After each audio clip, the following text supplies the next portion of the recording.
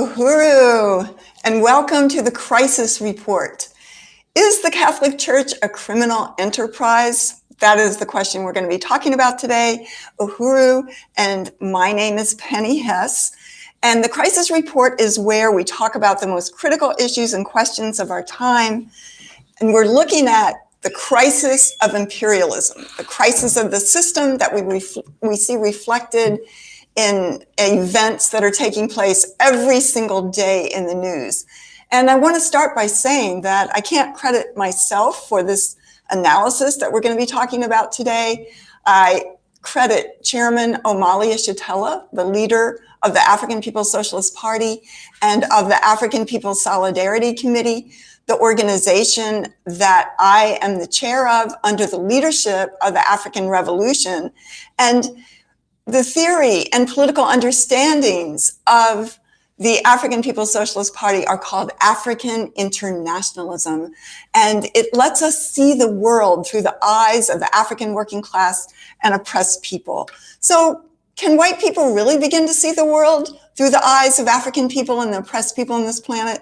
Yes, we can. And I believe that if we are ever to go forward on this planet, if we are ever to live in a world, experience a world governed by justice, by peace, in which all human beings can live, no one at the expense of everybody else, that we must begin to see the world through the eyes of the majority of humanity and realize that we as white people must be under the leadership of the movement of African people for liberation and freedom. So I want to salute Chairman Omali Yeshitela today, again, whose analysis I am expressing and using today. And I think it's really critical as we talk about this question of the criminality of this institution and, in fact, world power called the Catholic Church and its land base called Vatican City.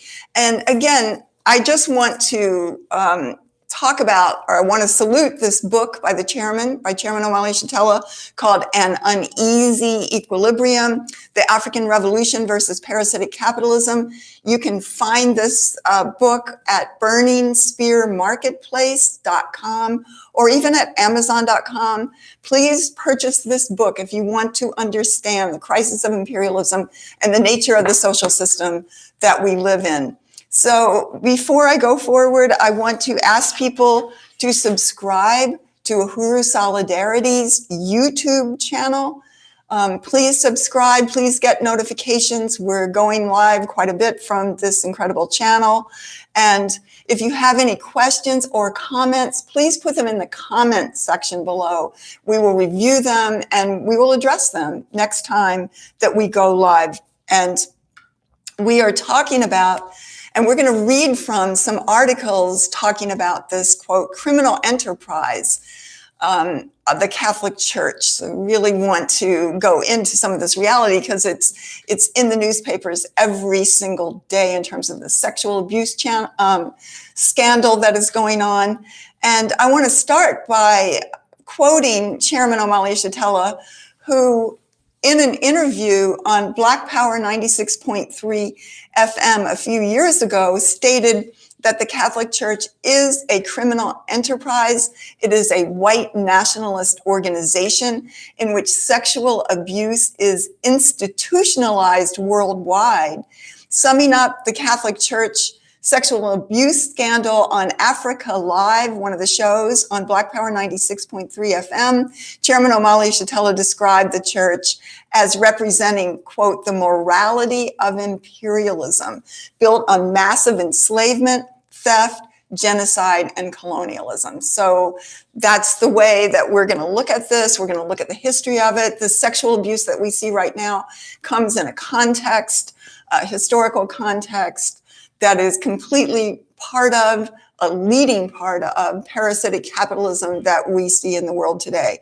So first of all, to reiterate that the Catholic Church and its state power, which is called Vatican City, which is an independent, self-governing city-state inside the city of Rome, Italy, that is said to be worth, if you Google it, $15 billion. But that's ridiculous because it also has billions of dollars hidden in secret bank accounts.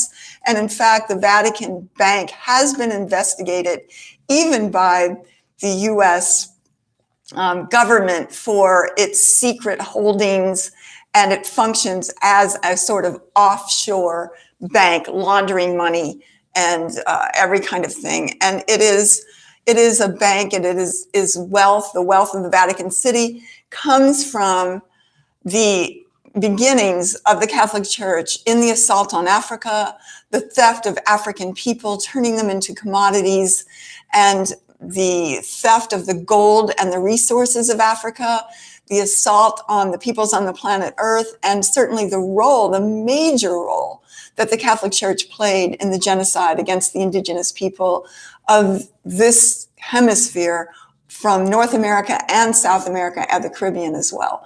So we're going to give this a context today. And to name Pope is Pope Francis, and these different, and who we could basically say is the CEO of this institution, of this corporation called, and city-state called the Catholic Church. Prior to that was Joseph Ratzinger, who was known as Pope Benedict XVI. And he, if you remember, if you know anything about it, in February 2013, he suddenly announced his resignation, which was going to be in effect a couple of days after his announcement in mid-February of that year. And it was actually the first resignation by a pope in 600 years. So it was highly open to scrutiny about why this was happening. So, in fact, as many accounts on the media stated, the resignation took effect amid raging exposures, lawsuits, and criminal charges from around the world that Ratzinger had protected countless criminal priests and covered over the church's rampant, systemic, and long-standing practice of child sexual abuse. So this is back in 2013. And these kind of exposures have been coming out and going on for at least a quarter of a century, but it is something that's been documented way beyond that, way before that. It was something known, and I'm going to say a few interesting things about that part of it to show that child abuse is baked in the cake of the Catholic Church. It is not an anomaly, obviously, and we're hearing more and more and more things about it. So Ratzinger's resignation came on the heels of charges of money laundering and corruption of the Vatican Bank. This is in 2013, the official Catholic financial institution whose vast wealth, again, is built on the stolen labor, the stolen lives of African people, indigenous people, and oppressed people around the world.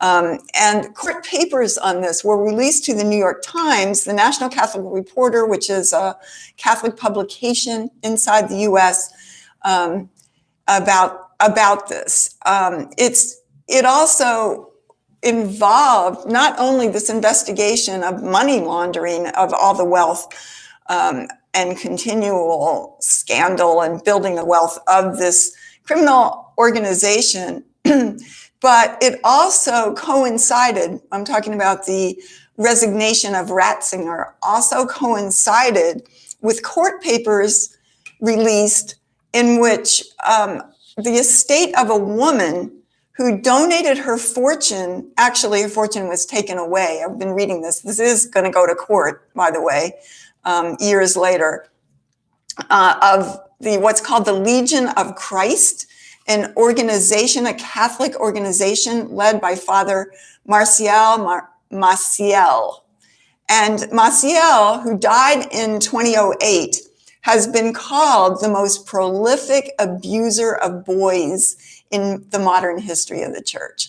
So what is being exposed right now in the state of Pennsylvania, where it's exposing that at least 1,000 children were sexually abused by members and leaders and priests and even nuns of the Catholic Church, is just a drop in the bucket of, what's happening all over the world. And they expect us to forget this and not to be aware of it. But the Maciel was a close friend of both Ratzinger, known as Pope Benedict, and the previous pope, who was Karol Joseph Wojtyla, also known as Pope John Paul II. So the Legion of Christ is based in the United States and 19 other countries throughout the world, and their work is to recruit boys as young as 10 years old to leave their families and to begin to study to become priests, according to ABC News. So according to testimony from 30 victims of the abuse of this priest or Cardinal Maciel, the young students were brought into Maciel's room singly or in pairs at night, where they were tied up and brutally sexually assaulted. Maciel was also exposed to have fathered 6 children, often setting their mothers up in luxury apartments. He lived in expensive condos and owned high-end properties in Mexico, especially Mexico City, and around the world by allegedly taking money from this program called the Legion of Christ. And so when the allegations of Maciel surfaced in 2005, then Cardinal Ratzinger, who became Pope Benedict, was appointed by Pope John Paul II to investigate these and countless other abuses and the charges flooding into the Vatican. So it was Pope Ratzinger's job prior to becoming Pope to investigate all this sexual abuse. And according to the ABC News website, it writes, when approached by ABC News in Rome in 2015 with questions of allegations against Maciel, then Pope Ratzinger became visibly upset and actually slapped the reporter's hand. So, you know, this has been going on, and this is a case that is actually going to be tried in Rhode Island. It's going to court now, still, and it was apparently approved to be heard in the courts of Rhode Island in the United States. And during the time that Ratzinger was the head of the church's department in charge of disciplining priests for 30 years, he consistently protected the crimes of child rapists in the form of priests. And inside the US, for example, alone, Ratzinger protected outrageous rapists and criminals such as Father Lawrence Murphy in Wisconsin, who assaulted 200 deaf children at a Catholic school, and Father Stephen Keesley, convicted of tying up and sexually assaulting boys. They continued to practice as priests. They were just maybe transferred from where they were to another place where they had a whole fresh new batch of children to abuse and terrorize. So there was the case of a Monsignor, Kevin Wallen, who just in 2013 was locked up in Connecticut for dealing and using methamphetamine. I mean, this is the Catholic Church that we're, you know, if you're raised as Catholic, you're told to uphold this. This is the representative of the voice of God. They say they're infallible. That means that God has a direct connection to the Pope, and he is able to make pronouncements that has everything to do with the oppression of masses of millions of people in Africa and Latin America and around the world, based on the continued power of colonialism and imperialism led by the US. So in 2010, Ratzinger made this statement, and this is completely telling. He said, quote, "In the 1970s, pedophilia was theorized as something fully in conformity with man and even with children." So, you know, it was like, well, it's just normal. And he was saying it was maintained, even within the realm of Catholic theology, that there's no such thing as evil or good in itself. There is only, quote, a better than and worse than. Nothing is good or bad in itself, he concluded. Even oppression, colonialism, war, assault, and rape of children. Nothing is good or bad in itself. I just want to say, I grew up as a Catholic, and we didn't have this nothing is good or bad in itself. We had the mandate of sin that was unchangeable because of the infallibility of the Pope and this direct line from God telling us what sin was. So after the resignation of Ratzinger, the Pope, or the Catholic Church, installed Jorge Mario Bergoglio, who was named Pope Francis, the Pope that we have today. And I want to note that as the Archbishop of Buenos Aires in Argentina, Bergoglio worked in the 70s with the US-backed death squads and counterinsurgency that murdered and imprisoned activists in fighting.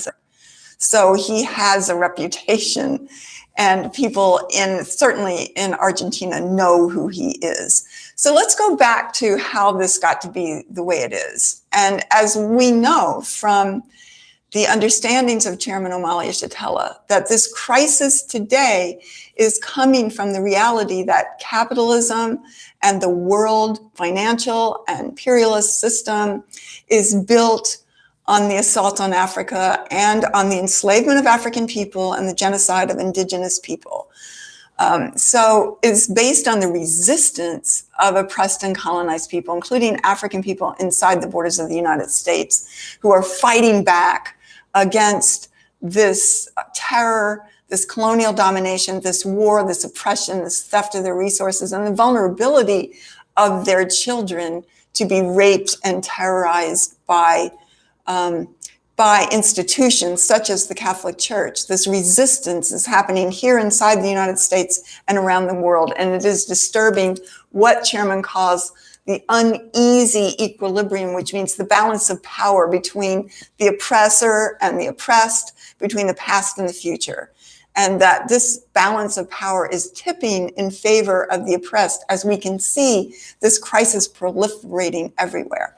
So the Catholic Church played a key role in the founding of capitalism, which was, again, built on the assault on Africa and colonial domination of oppressed peoples and genocide. In 1494, the church carved up South America, parceled out the land, resources, and indigenous people themselves as favors to Spain and Portugal. So it's all the way back to 1494, right after the perpetrator of genocide, Christopher Columbus, first sailed backed by Spain, Queen Isabella in Spain, in the name of the Catholic Church, to the Americas, to the Caribbean, and began instantly the brutal genocide against the indigenous people of the Western Hemisphere. So following that period, as people, quote, explorers who were conquistadors, conquerors, were flowing into North and South America and the Caribbean from Europe in the same period, Catholic missionaries poured into Americas as the key front of the genocidal assault on the indigenous people and the theft of their land and resources.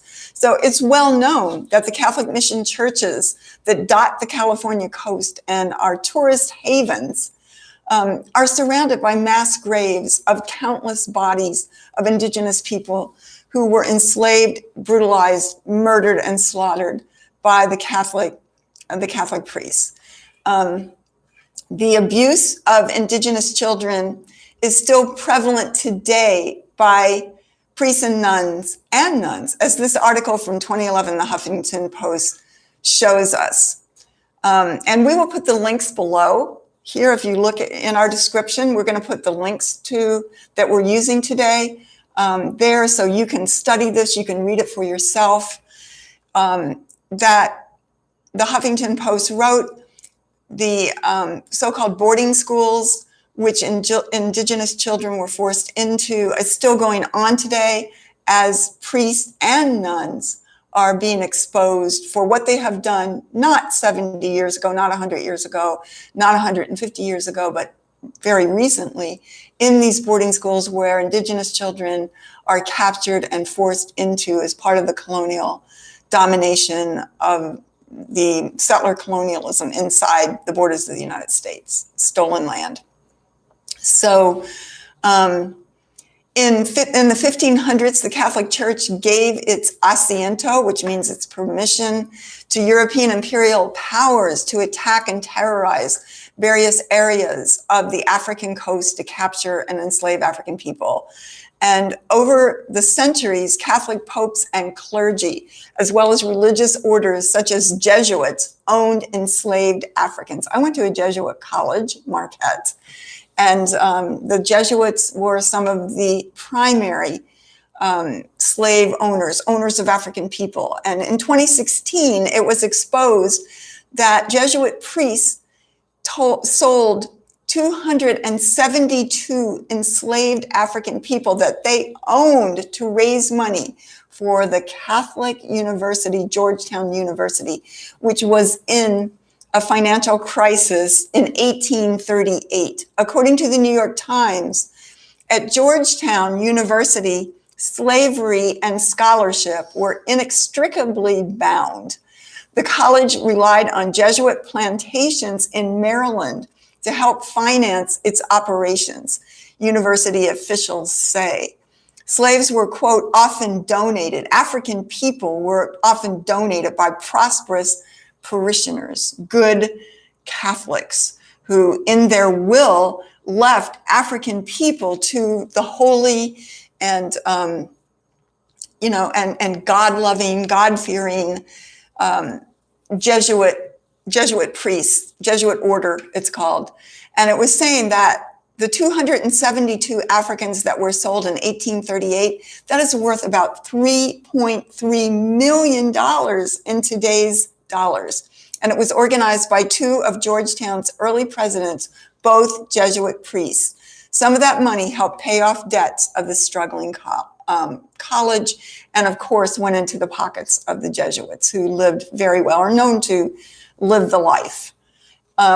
So it was not until 1965, that the Catholic Church was for the very first time, forced by the worldwide African liberation movement to finally condemn the practice of enslaving African people. Not that they apologized or gave reparations. So for hundreds of years, the Catholic Church was a key instigator of colonial violence, including the Spanish Inquisition and the military assault on African, Arab, Jewish, and Roma people in Spain, known as what they called the Reconquista. And we know that the real Reconquista is African, Arab, Jewish, and Roma and indigenous peoples everywhere reconquering their own land that has been stolen from them. That's what we're seeing today. The Catholic Church also launched centuries of, quote, crusades in a colonial campaign in the Middle East that attacked Muslim people of North Africa and stole their wealth for the benefit of a deeply impoverished and warlike Europe. So in the 1980s, Polish Pope Karol Wojtyła, aka John Paul II, played a pivotal role in bringing down the Soviet Union and its Eastern European allies. He played key to that. That's a whole thing that we could go into another time. And clearly, as we know from the leadership of the African People's Socialist Party, that the Catholic Church is a leader of imperialism today, a key player in building and functioning of parasitic capitalism at the expense of African and oppressed peoples. So like capitalism itself, we agree with Chairman O'Malley Shatella, the Catholic Church is nothing but a filthy cesspool of hideous crimes against the majority of the people on the planet Earth. And when we see the crimes coming out, when we see what's happening in Pennsylvania right now, just the latest thing, and we see what's happening to white people and that they carried this out, we can only begin to imagine what the Catholic Church is doing in Africa, throughout Latin America, and in the places on the planet Earth where they promise people a better life in the next world, where they promise people a minute of relief from the terrors of the colonial reality that people are facing everywhere. And you know what these priests are doing to African people, to children. Some of this is documented, and believe me, more and more of it will come out as African, indigenous, and oppressed peoples regain power over their lives and over their own history. So, you know, I just want to say that I am the chair of the African People's Solidarity Committee, the organization of white people under the leadership of the African People's Socialist Party. The African People's Socialist Party is working for nothing less than the total liberation of Africa and African people everywhere. It defines all Black people wherever they have been forcibly dispersed around the world through the assault on Africa and the enslavement of African people as Africans, not as Black. They understand that the question is not racism, but an anti-colonial struggle. Any place in the world that African people are struggling, including here in the United States, as white people have sat and still sit on the pedestal of the oppression of African people. This is what fed us and feeds us. This kind of terror, this filthy, disgusting system in so many ways, in so many fronts, every single day, oppressing Africans, indigenous, and the majority of the people of the planet Earth. And we live our lives and can have the highest standard of living in the entire world based on the reality. We sit on this pedestal. I want to see an end to the system.